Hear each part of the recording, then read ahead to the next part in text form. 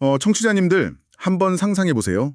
오늘 아주 중요한 고객을 만나러 미팅룸 문을 딱 여는 순간입니다. 네, 아주 긴장되는 순간이죠. 맞아요.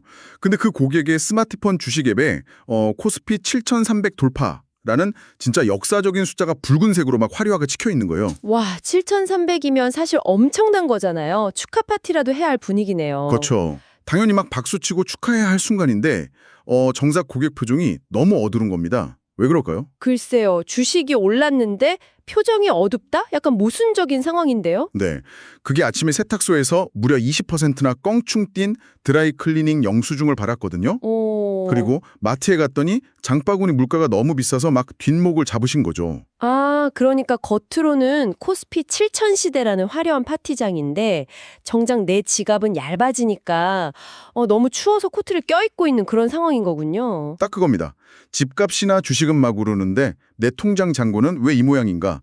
이 기막힌 모순을 대체 어떻게 설명해야 할까요? 네, 영업 현장에서 고객을 딱 만났을 때 바로 이 지점을 파고들어야 하는 거죠. 맞습니다. 안녕하십니까? 오늘 고객과의 대화, 그 어프로치를 아주 매끄럽게 열어드릴 최고의 무기를 장착해드리는 시간, 원문자료 심층 탐구에 오신 것을 환영합니다. 네, 고객과의 미팅을 앞두고 빠르고 확실하게 시사상식을 채우고 싶어 하시는 바로 당신, 우리 청취자님을 위해 준비한 시간이죠. 네, 오늘은 2026년 5월 7일자 대한민국 주요 뉴스 브리핑을 원문 자료들을 바탕으로 깊이 있게 짚어볼 텐데요. 핵심 경제 지표부터 사회적 리스크, 정치 동향까지 싹 다 뽑아드리겠습니다. 자, 오늘 시장 전관판부터 좀 볼까요? 숫자가 진짜 비현실적입니다. 네, 오늘 거시경제 지표를 보면 그야말로 모순 그 자체라고 할 수 있습니다. 차분히 좀 짚어드리면요. 코스피가 7,384.56으로 사상 처음 7,000선을 뚫었고요.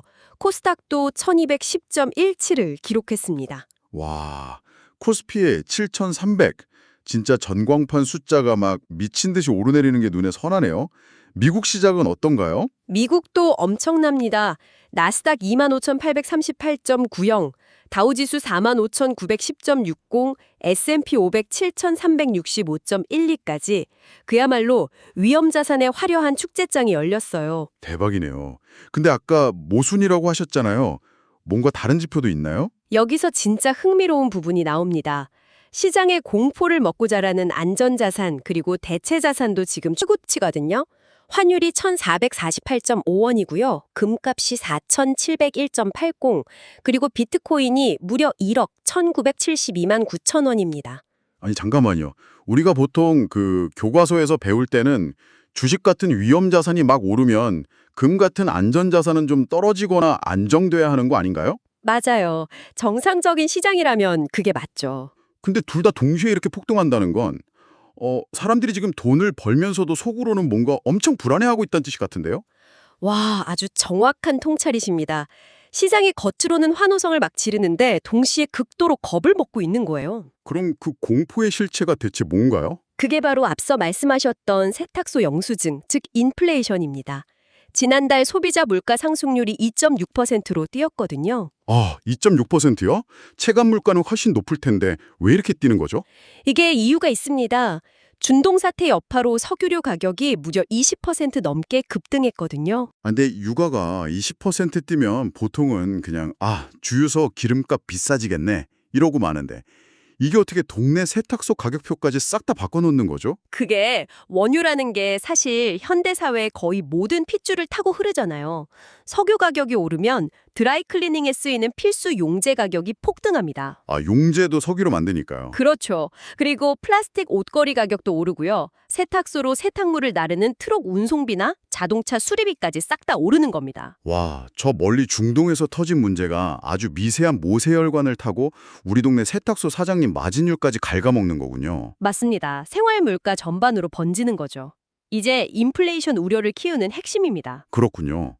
그럼 반대로 중동 상황이 좀 나아지면 우리 지갑 사정도 좀 나아지는 걸까요? 지금 국제 정세는 어떻게 돌아가고 있습니까? 다행히 조금 긍정적인 시그널이 있습니다. 트럼프 미국 대통령이 그동안 강행하던 프로젝트 프리덤 작전을 전격 중단했어요. 오, 프로젝트 프리덤을 중단했다고요? 군사작전 한계를 인정한 건가요? 네, 맞습니다. 그리고 다음 주 미중 정상회담 전에 이란과의 협상이 타결될 가능성이 크다고 직접 밝혔거든요. 미국은 이란 핵 중단이랑 고농축 우라늄 확보를 요구하고 있고 이란도 조건을 검토 중입니다. 아, 종전 기대감이 커지고 있군요. 그럼 호르무즈 해협도 좀 안정이 될까요? 네, 그 기대감 덕분에 해협 개방 가능성이 커지면서 국제 유가가 100달러 아래로 급락을 했고요. 글로벌 주식이나 채권 시장이 강세를 보인 거죠. 야, 다행이네요. 그럼 이제 안심해도 되는 건가요? 아, 방심하기엔 이릅니다. 여전히 돌발 변수가 있거든요. 호르무즈 해협에서 나무호라는 선박에 폭발 사고가 났어요. 지금 두바이 항으로 예인돼서 이게 외부 공격인지 내부 폭발인지 조사할 예정입니다. 아, 또 무슨 변수가 터질지 모르는 거네요. 그렇죠. 불확실성이 여전한 겁니다. 자, 정치자님들. 여기서 고객과의 대화를 이끌어갈 아주 자연스러운 어프로치 포인트가 하나 나옵니다. 고객이 주식 수익률 자랑하실 때 같이 막 기뻐해 주시고요. 네, 축하가 먼저죠. 그러면서 딱 덧붙이는 거죠.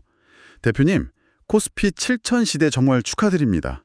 그런데 요즘 장바구니 물가나 금값 오르는 거 보면 이 보이지 않는 인플레이션이 대표님 수익을 야금야금 갉아먹고 있는 것 같습니다. 라고요. 네, 시장이 이렇게 불안할 때일수록 화폐 가치 하락을 방어할 저축이나 연금 플랜이 꼭 필요하다. 이렇게 연결하는 거군요. 완벽한 오프닝이네요. 네, 숫자의 모순을 파고들어서 완벽한 수비 전략을 꺼내는 거죠.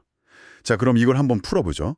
시장이 이렇게 불안정하다면 결국 우리가 믿을 건 우리 증시를 이 7천선까지 끌어올린 든든한 대기업들 뿐일까요? 이걸 더 큰 그림과 연결해보면요.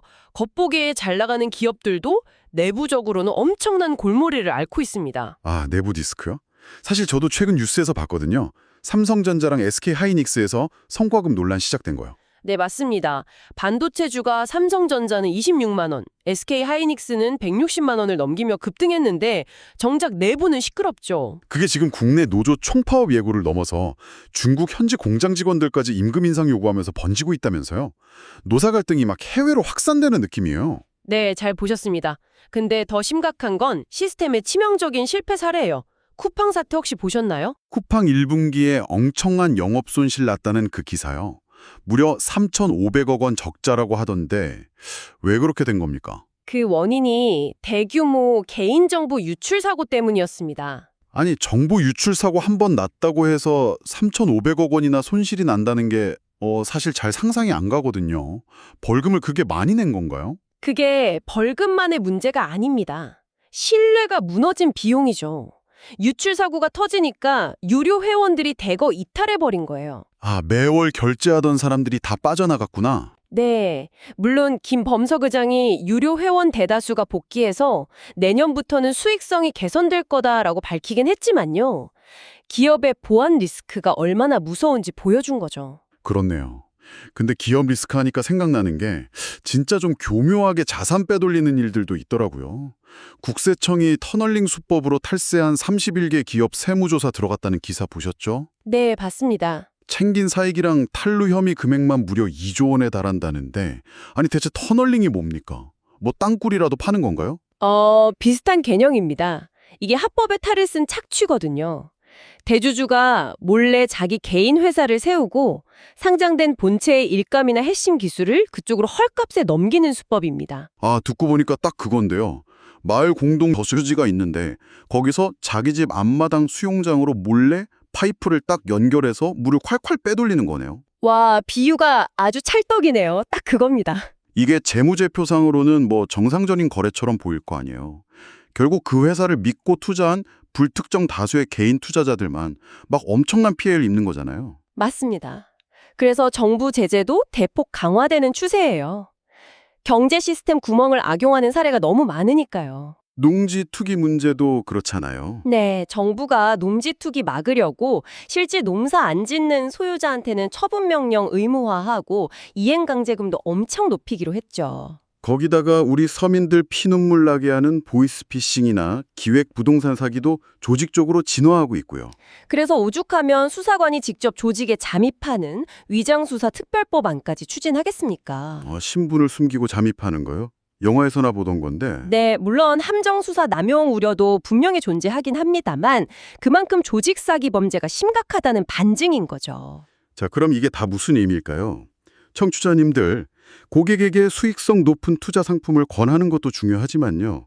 이런 사기 피해나 정보 유출, 기업의 오너 리스크로부터 내 자산을 튼튼하게 지키는 수비 전략, 즉 보험이나 안정적인 자산 배분이 왜 중요한지 설명하기 너무 좋은 소스입니다. 네, 공격수만 뛰어나다고 축구 경기에서 이기는 건 아니니까요. 수비가 탄탄해야죠. 맞습니다. 자, 지금까지는 주로 금융이나 자산에 대한 리스크를 이야기했는데요.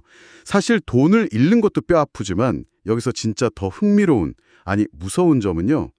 우리 생명과 직결된 일상 속 안전사고는 아예 예측 자체가 불가능하다는 겁니다. 맞아요. 금융 시스템보다 우리 일상사회 시스템의 취약성이 더 충격적이죠. 저 강원도 대학병원 수혈사고 뉴스 보고 진짜 소름 돋았거든요. 아, 그 사건이요? 아니 환자한테 아예 다른 혈액형을 수혈할 뻔한 거잖아요. 헌혈의 집에서 처음부터 혈액 라벨을 잘못 붙였고 그걸 혈액원 검수 과정에서도 아무도 발견을 못했다는 게 이게 사람 생명이 달린 일인데 다중 안전장치는 도대체 다 어디로 간 거죠? 이게 참 무서운 게 현대사회 시스템이 엄청 완벽해 보이잖아요? 근데 결국 중요한 질문을 던지게 하죠. 인적 오류, 즉 휴먼 에러 하나에 이 시스템이 얼마나 쉽게 무너지는가 하는 겁니다. 작은 라벨 하나가 응급실 매뉴얼 전체를 무력화시킨 거네요. 네, 맞습니다. 그리고 이런 예측 불가능성은 시스템 오류에만 있는 게 아니에요. 요즘 뉴스 보면 사회적 범죄도 정말 상상을 초월하거든요. 아, 맞아요. 그 20대 친부가 3살짜리 아들이 기저귀 찼다는 진짜 말도 안 되는 이유로 돌침대에 내팽개쳐서 숨지게 한 사건이요. 네, 구속 기소됐죠. 근데 더 충격적인 건 과거에도 학대 의심 신고가 있었는데 무혐의 처분으로 풀려났었다는 전력이 있다는 겁니다. 아, 그런 전조 증상이 있었는데도 시스템이 못 막은 거군요. 또 있습니다. 일면식도 없는 여고생을 무참히 살해하고 범행 직후에 태연하게 자기 옷을 세탁하면서 증거 인멸 시도한 20대 남성 사건도 있었잖아요. 아, 그 남성 가방에서 다른 흉기까지 발견됐다는 그 사건이요? 진짜 평범한 일상을 살다가 언제 어디서 이런 끔찍한 일을 당할지 모른다는 게 너무 무섭습니다. 네, 그래서 이런 불안감 때문에 아예 책임을 회피하려는 현상까지 나타나고 있어요. 수학여행 데이터 보셨나요? 아, 수학여행이요? 요즘 지역별로 차이가 엄청 심하다면서요. 네, 극명합니다. 대구 지역 초등학교는 100% 수학여행을 추진했는데 서울은 단 5%만 계획했어요. 잠깐만요. 서울이 5%요? 아니, 아이들이 얼마나 수학여행을 기다리는데 왜 그렇게 취소를 한 거죠? 학부모 민원 부담 때문이죠. 어디서 무슨 안전사고가 터질 줄 모르니까 교사들이 그 무거운 책임을 다 떠안기가 두려운 겁니다. 아, 그렇겠네요. 대구는 왜 100%다 가는 거죠? 대구는 교육청에서 안전인력을 직접 지원해줘서 교사들 부담을 덜어줬거든요. 지금 교육부에서도 부랴부랴 교사 면책 강화 대책을 마련 중이라고 합니다. 시스템이 책임지지 않으니까 결국 개인이 움츠러들 수밖에 없네요. 게다가 재난 상황 이용해서 돈 챙기는 사람들도 있잖아요. 네, 이재명 대통령이 질타했던 이른바 산불 카르텔 사건이죠. 산불 복구 사업 맡은 업체들이 알고 보니까 부실 유령 업체들이었다는 그 기가 막힌 사건요. 산림청이 전수조사 들어간다고 하더라고요. 맞습니다. 재난 상황조차도 누군가에게는 부당한 이익의 수덩이 되는 씁쓸한 현실입니다. 청취자님들, 바로 이 지점입니다. 이렇게 예기치 못한 의료사고나 묻지마 범죄, 일상의 위험들을 개인이 아무리 조심한다고 100%다 피할 수 있을까요? 절대 불가능하죠. 그렇습니다. 그래서 질병이나 상해보험이 단순한 금융상품이 아니라 이 통제 불가능한 불확실성에 대비하는 유일한 안전벨트라는 걸 고객에게 강력한 스토리텔링으로 어필해 보시기 바랍니다. 아주 훌륭한 접근입니다. 자, 이제 안전과 시스템에 대한 불안감을 쭉 짚어봤는데요. 이 사회 시스템의 가장 근간이 되는 국가 단위의 룰, 바로 정치와 사법 동향으로 한번 넘어가 볼까요? 여기서 잠깐 저희 방송 원칙 하나 명확히 짚고 넘어가겠습니다. 네, 중요하죠. 지금부터 다룰 내용에는 양극단의 예민한 정치적 사안들이 포함되어 있습니다. 저희는 좌우 어떤 정파나 입장도 지지하지 않고요. 오직 오늘 나온 원문 자료에 담긴 팩트만을 객관적으로 전달해 드립니다. 우리 청취자님들의 시사상식을 넓혀드리는 데는 목적이 있다는 점 분명히 선언합니다. 네, 철저하게 중립적인 팩트체크로만 진행하겠습니다. 먼저 정치지형 업데이트입니다. 오늘 아주 굵직한 이슈가 있죠. 무려 39년 만에 개헌안이 국회 표결에 붙여집니다. 39년 만이요. 와, 진짜 역사적인 날이네요. 핵심 내용이 뭔가요? 두 가지입니다. 하나는 불법 비상계엄에 대한 국회의 통제권을 강화하는 거고요. 또 다른 하나는 5.18 민주화 정신을 헌법 전문에 수록하는 내용입니다. 여야 반응은 좀 어떤가요? 국민의힘은 이걸 당론으로 반대하고 있어서 통과는 불투명한 상황입니다. 야당 쪽 움직임은요? 더불어민주당은 한병도 의원을 새 원내대표로 선출했는데요. 다가오는 지방선거 역풍을 우려해서 이른바 조작기소 특검법 처리 시기를 조절하겠다고 밝힌 상태입니다. 아, 정치권 수싸움이 아주 치열하네요. 비상계엄하니까 떠오르는데 한덕수 전 국무총리 재판 결과도 오늘 나오지 않습니까? 네, 12.3 비상계엄 내란 가담 혐의 항소심 선고가 오늘 열립니다. 1심에서는 무려 징역 23년이라는 중형이 선고됐었죠. 1심 형량이 엄청 무거웠네요. 그리고 북한 동향도 좀 심상치 않던데요? 맞습니다. 북한이 개정 헌법에서 통일이라는 문구를 완전히 삭제했습니다. 그리고 남북을 별개의 두 국가 관계로 명문화한 사실을 확인했죠. 다만 한국을 제1적대국으로 규정하는 직접적인 표현은 이번에 포함하지 않았습니다. 수위를 약간 조절하는 느낌이군요. 정치권뿐만 아니라 사법계 이슈도 만만치 않죠. 그 부장판사 뇌물 사건은 진짜 충격적이던데요? 네, 법을 수호해야 할 사법계가 크게 흔들렸죠. 공수처가 현직 부장판사를 재판에 넘겼습니다. 선배 변호사한테 3,300만 원 상당의 금품을 받고 무려 17건이나 항소심 형량을 감경해 준 혐의입니다. 서울고검 감찰 TF에서 조사를 했는데요. 이화영 전 부지사 조사 당시에 실제로 술자리가 있었다는 결론을 내리고 대검에 보고했습니다. 아, 술자리가 진짜 있었다고 결론이 났군요. 근거가 뭔가요? 재소자 진술이랑 법인카드 내역을 근거로 삼았다고 합니다. 그래서 박상용 검사에 대한 징계 청구가 임박했는데 박 검사 측은 강하게 반발하고 있는 상황입니다. 아주 팽팽하게 맞서고 있네요. 마지막으로 안타까운 소식도 있었죠. 네, 김건희 여사의 도이치모터스 주가 조작 사건 항소심 재판장이 숨진 채 발견됐습니다. 경찰은 유서에 재판 관련 언급이 없고 타살 혐의점이 없다고 보고 있습니다. 네, 참 여러모로 마음이 무거워지는 사법계 뉴스였습니다.